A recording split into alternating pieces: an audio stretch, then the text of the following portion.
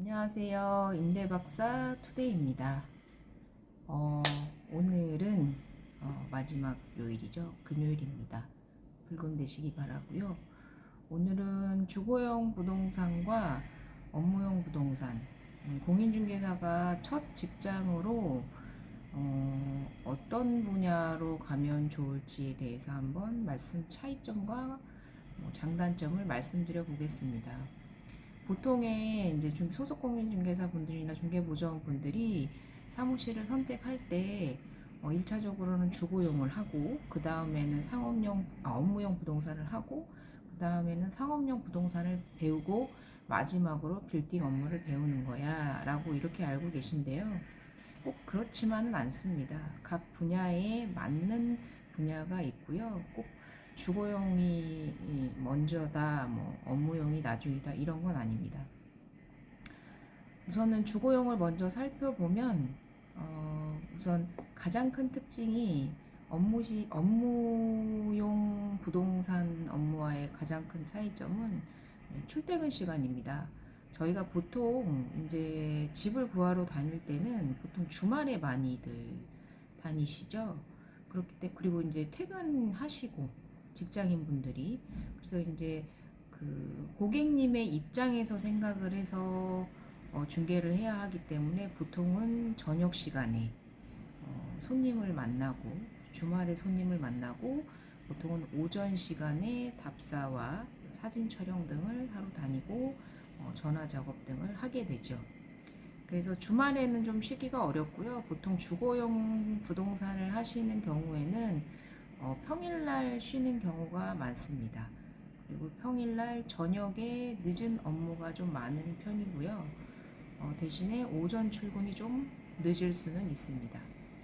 반대로 업무용 부동산의 경우에는 이제 저희가 접하는 분들이 거의 대부분 법인 사업체이신 경우가 많거든요.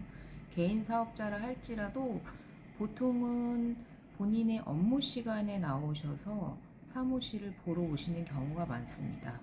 특히나 아침 9시에서부터 출근을 한 시간부터 4시 정도까지가 가장 피크라고 보시면 되는데요. 이제 4시 이후부터는 이제 퇴근을 준비하셔야 되는 시간인지라 이제 그 이후로는 보통 미팅이 잘 잡히지 않는다. 이렇게 보시면 되기 때문에 보통은 아침 출근 시간이 빠르고 6시 정시에 고객님들 퇴근할 때 같이 퇴근할 수 있는 장점이 있다. 이렇게 보시면 될 것 같습니다. 그리고 주말에는 따로 일을 하지 않습니다. 개별적으로 나오셔서 본인의 업무를 보는 것까지는 자유이지만 고객님들을 만나기 위해서 주말에 나오는 경우는 없다. 나와도 건물에서 보여주질 않습니다. 비번을 받아서 보여줄 수 있는 곳도 있겠지만 건물의 대부분의 소장님들이 주말에는 5일째 근무를 하시는 경우가 많기 때문에 미리 약속을 하지 않고서는 볼 수 없는 경우가 많습니다. 그래서 주말은 그렇다. 상업용 부동산의 경우에는 이제 1층 상가, 권리금 상가 이런 것들의 경우에는 대중이 없습니다. 오전부터 오후까지 그리고 평일부터 주말까지 대중이 없고 그리고 이제 볼 수 있는 시간대도 그렇게 정해져 있는 게 없기 때문에 사실 가장 고난도의 업무이다, 중개 업무이다 이렇게 세 가지 중에서는 그렇게 말씀드릴 수 있을 것 같아요. 사실 주거용하고 업무용 같은 경우에는 결이 다를 뿐이지 무엇이 어렵고 쉽다라고 말할 수는 없는데 상업용 특히 권리금 상가의 경우에는 좀 난이도가 주거용과 업무용보다는 조금 더 한 단계 윗단계다 이렇게 말씀을 드리겠습니다. 그래서 처음 중개업을 접하시는 분들께서는 주거용이나 업무용 쪽으로 시작을 해보시면 어떨까라는 생각을 하고요. 뭐 개인적인 차이가 있겠지만 본인이 장사를 해보셨다. 그래서 상가에 대해서 조금 잘 안다. 자신 있다. 그럼요. 상업용 부동산을 하셔도 저는 괜찮다고 생각을 합니다. 상가의 경우에는 손님들이 오히려 저희보다 더 전문가시기 때문에 저희가 이렇게 쉽사리 아는 척을 하거나 잘난 척을 하면 대번에 알아보시거든요. 소위 말해서 어, 이제 나댄다고 하죠. 그런 걸 명확하게 아시기 때문에 상업용은 완전 전문가스럽게 하거나 아니면 열심히 하는 모습을 보여주시는 거. 그렇게 고객 관리 그리고 임차인 관리, 기존 임차인이죠. 이제 권리금 받고 나가셔야 되는 기존 임차인 관리를 잘하시는 성향을 가지신 분들이 좋다. 이렇게 말씀드리겠습니다. 대부분 말씀을 이렇게 제가 이제 직원분들 이제 오시면 면접을 보면 주거용이 제일 쉽다 그렇게 알고 있다 이렇게 말씀하시는 경우가 많은데요. 그렇지 않습니다. 난이도가 쉽다라는 거는 옛날 이야기이고요. 지금 같은 경우에는 주거용도 많은 지식들을 가지고 있어야만 고객들을 대할 수 있습니다. 워낙에나 많은 정보를 가지고 오셔서 저희에게 질문을 하시기 때문에 그거에 대해서 답변을 하지 못하면 이제는 주거용 부동산도 중개를 하기가 너무 어려워진 시대이기 때문에요. 주거용이 쉽다? 이렇게만은 얘기할 수는 없습니다. 근데 다만 이제 상대하는 대상이 젊으신 청년분들이기 때문에 좀 심적으로 좀 가깝게 느껴질 수 있으시잖아요. 나이대나 뭐 이런 것들이. 그래서 조금 편하게 느껴지실 수는 있다. 이렇게 말씀을 드릴 수 있을 것 같고요. 성향적으로는 사실 주거용의 경우에는 약간 프렌들리한 분들이 주거용 중개를 잘 하십니다. 그러니까 고객 지향형. 그러니까 임대인 쪽보다는 고객 지향형으로 내가 정말 이 고객을 위해서 정말 좋은 집을 구해줘야지 라는 프렌들리한 성향을 가지신 분들이 그리고 조곤조곤 말도 잘하시고 재밌는 유머러스한 그런 성향을 가지신 분들이 주거용 부동산을 잘 하십니다. 그래서 여성분들께서 유리하다라는 점도 저는 부인하지 않겠습니다. 네, 업무용 부동산 같은 경우에는 반대로 중개하기 어렵다라는 그런 인식이 있으시더라고요. 근데 조금 차이는 있습니다. 주거용과 업무용 같은 경우에는 약간 오피셜한 부분이 있기 때문에 이제 법인의 대표님들 그리고 법인의 뭐 중진 임원급들 그리고 담당자분들을 이제 상대해야 되기 때문에 기본적으로 회사 조직 체계에 대한 이해가 조금 있으셔야 되기 때문에 직장을 다녀보신 분들이 내가 부동산을 할 수 있을까라고 생각을 하실 수 있는데 내가 영업을 할 수 있을까? 저도 직장을 오래 다녔고요. 직장을 다니신 분들은 업무용 부동산을 하는데 많은 장점을 가지실 수 있습니다. 담당자가 상신을 해서 그것이 품위를 올려서 어떤 라인으로 내 결제가 올라가고 그 기간이 얼마나 걸리고 그리고 이 담당자에 의해서 어떤 것들이 결정되고 그리고 이 담당자를 위해서 내가 어떤 제안서를 제공할 수 있는지 이런 것들이 되게 업무용 부동산 중개에서는 되게 중요한 부분이기 때문에 오피스 프로그램을 잘 사용하는 것도 중요한 무기가 될 수 있습니다. 사실 주거용 중개의 경우에는 좋은 물건을 그 작은 평수의 원룸에서 작은 평수 작게는 4평, 5평 정도의 원룸에서 1시간을 소위 말해서 입을 털 수 있는 정도의 그런 프렌들리함이 있어야 되는 것이 주거용의 중개라면 업무용 부동산은 내가 얼마나 그 담당자를 위해서 전문성 있는 제안서를 제공할 수 있는지가 되게 중요한 부분이라고 생각을 하거든요. 근데 이거는 회사 조직 체계를 이해하신다면 제가 무슨 말씀을 드리는지 알 수 있습니다. 담당자가 모든 사항을 결정하는 것이 아니고 보고 체계라는 게 존재하기 때문에 그 보고를 가장 편리하게 해줄 수 있게끔 해주시는 것이 담당자를 사로잡는 길이다. 이렇게 보시면 될 것 같고 대표자님께서 직접 나오시는 경우에는 사실 좀 브리핑 할 때 본인을 어필하시는 부분들이 있으셔야겠죠. 그래서 복장 또한 매우 중요합니다. 대표님을 만나러 가시는데 티에 청바지를 입고 가신다. 그래서 업무용 부동산의 경우에는 좀 약간 좀 오피셜하게 좀 전문적으로 프로페셔널하게 보일 수 있는 그런 외관적인 측면도 되게 중요하다라고 보시면 될 것 같습니다. 그런데 어찌됐건 주거용과 업무용 부동산이 어떤 게 더 어렵냐, 쉽냐라고 말할 수는 없다고 생각을 하고요. 조금의 성향의 차이는 좀 있다라고 말씀을 드릴게요. 요새는 주거용이 더 많은 정보를 공부하셔야만 설명이 가능한 부분도 있다라는 점을 말씀드리면서, 네. 근데 계약의 빈도수는 주거용이 확실히 높습니다. 아무래도 상가를 찾는 수요보다는 주거용을 찾는 수요, 그러니까 의식주는 필수 불가결한 사항이기 때문에 주거용을 찾는 비중이 더 높다 보니까 아무래도 계약의 건수는 많이 나오게 될 수밖에 없습니다. 이제 사무실보다는요. 대신에 중개 요율이 주거용보다는 업무용이 높고, 업무용은 주거용에 비해서 건수가 적다.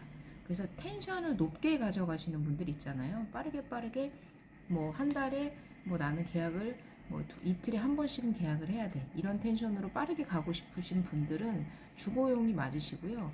한 개를 메이드 하더라도 좀 사이즈가 어느 정도 있으면서 만들어가는 재미를 느끼시면서 한 달에 뭐 한 건이던 두 건이던 세 건이던 그렇게 굵직굵직한 계약을 하는 것이 성향에 맞겠다라고 생각을 하시면 업무용을 하시는 게 좋습니다. 이게 중간에 텀이 생기면 불안해 하시는 분들이 있더라고요. 내가 잘 하고 있는 것인지에 대한 고민도 자꾸 생기시게 되고요. 그래서 보통 주거용을 하시는 분들은 그런 빠른 텐션을 좀 갖고 계신 분들, 그리고 업무용은 조금 느린 템포를 갖고 계신 분들이 하시면 좀 어울리실 것 같다, 이렇게 말씀을 드리겠습니다. 업무용과 그리고 또 상업용은 또 구분되어야 됩니다. 이제 상업용이라고 하는 것은 저는 명확하게 1층 상가를 말씀드립니다. 2층 이상에서의 상가들은 무권리, 그러니까 권리금이 있는 상가가 상업용이고요. 권리가 없는 상가는 그냥 업무용으로 보시면 됩니다. 그게 운동시설이 들어오든 뭐 병원시설이 들어오든 뭐 필라테스, 뭐 요가, 뭐 어떤 것이 들어오든 권리가 없는 건 그냥 업무시설로 보시면 되고요. 그리고 권리가 있는 상가, 권리금을 협의해 드려야 되는 상가를 상업용이라고 저는 얘기를 합니다. 상업용의 경우에는 제가 주거용과 업무용은 무엇이 쉽고 무엇이 어렵다라고 판단하기 어렵다라고 말씀을 드렸는데, 상업용의 경우에는 어느 정도 지식이 많이 필요한 것이 사실입니다. 그래서 많이 배우셔야 되고요. 그리고 성향상 아예 맞지 않는 경우도 있고요. 그리고 주거용과 업무용, 상업용을 동시에 할 수 있는 경우는 없기 때문에 내가 어떤 결에 맞는지를 잘 선택하셔서 취업을 하셔라, 이렇게 얘기를 드리고 싶습니다. 뭐 처음에 선택하신 걸 계속해서 가져가시는 경우가 많아요. 이게 배운 게 도둑질이라고, 이게 처음 시작한 게, 왜 회사도 그렇지 않습니까? 한번 선택한 분야에 계속 이직을 하면서 같은 분야로 이직을 하시는 경우가 많잖아요. 부동산도 마찬가지로 뭘 선택해서 시작하시느냐에 따라서 계속 그 분야로 갈 수 있는 가능성이 높기 때문에 어떤 분야로 갈지 배워보시면서 빠르게 결정을 하시고, 그리고 내 전문 분야를 만들어 가시는 것이 좋다, 이렇게 얘기를 드리고 싶습니다. 제가 이 설명을 드리면서 이제 나는 어떤 부동산 업무에 잘 어울릴까에 대해서 방금 말씀을 드렸는데요.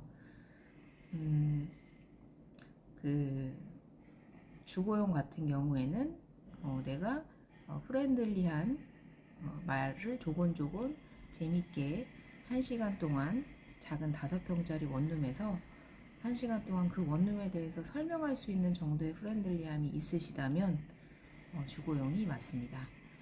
그리고 나는 제안서를 잘 만들고, 나는 약간 프로페셔널한, 좀 드라이할 수도 있지만 그래도 프로페셔널한 느낌으로 중개를 하는 것이 나는 어울려 라고 하시면 업무용을 하시는 게 좋고요.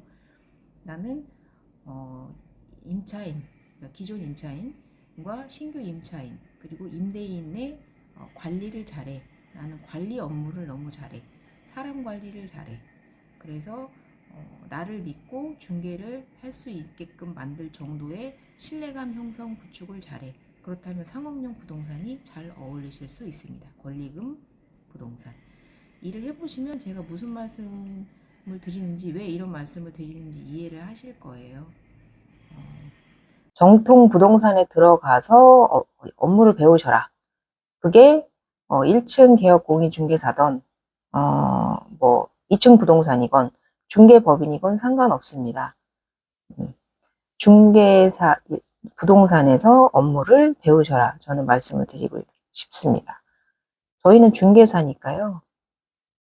중개사에게 업무를 배우십시오. 그렇게 하시는 것이 맞습니다. 중간에 마이크가 꺼져서 이게 소리가 중간에 잘 들리셨을지 모르겠네요. 이게 왜 꺼졌는지 모르겠지만, 아무튼, 오늘은 주거용 부동산과 업무용 부동산의 차이점, 그리고 주거용 부동산이 중개하기 더 쉽다? 이런 질문을 너무 많이 받기 때문에 그 부분에 대해서 한번 말씀드려 봤고요. 그리고 업무용 부동산이 중개하기 어렵다? 꼭 그렇지만은 않다. 그리고 주거용 부동산과 업무용 부동산이 차이점은 근무하는 시간이 다르기 때문에 내가 주말과 평일 저녁이 조금 더 일하기 텐션이 좋고 나는 낮에 조금 늦게 출근하고 싶다. 뭐 이런 경우라면 주거용. 빨리 출근하고 빨리 퇴근하고 싶다. 그리고 주말은 쉬고 싶다. 직장인처럼. 그러면 업무용이 더 맞다. 이렇게 말씀을 드리겠고, 상업용의 경우에는 대중이 없다. 내가 사람 관리를 잘하는 성향이라면 권리금 상가 매우 메리트 있습니다. 1층 상가 매우 메리트 있기 때문에 임대인 관리, 그리고 기존 나가실 임차인 관리, 그리고 들어오실 임차인 관리 잘 하실 수 있는 그런 성향을 가지고 있는 경우나, 그리고 많이 공부하셔야 됩니다. 상업용의 경우에는 봐야 될 것들이 법리적인 측면, 그리고 상권 분석적인 측면. 내가 주변의 상권을 모르는데 손님에게 그걸 설명할 수는 없거든요. 그래서 저녁에 많이 돌아다녀 보셔야 되고 현장의 느낌을 아셔야 되기 때문에 법리적인 측면도 많이 아셔야 되고, 허가적인 측면, 그리고 주변의 상권 분석을 할 수 있는 능력도 있으셔야 되고요. 그리고 권리금을 조율할 수 있는 권리금 조율의 협상 능력까지 갖추셔야 되기 때문에 사실 상업용이 상당히 고난도의 업무다. 이렇게 말씀을 드리겠습니다. 이상 오늘은 내가 어떤 분야를 전문적으로 선택하면 좋을지에 대한 조언을 드려봤고요. 도움이 되셨으면 좋겠습니다. 다음번에 더 좋은 영상으로 찾아뵙도록 하고요. 날씨가 많이 춥습니다. 오늘은 영하로 떨어졌는데 감기 조심하시고 다음번 영상에서도 좋은 영상으로 찾아뵙도록 하겠습니다. 감사합니다. 이상 임대박사 투데이였습니다.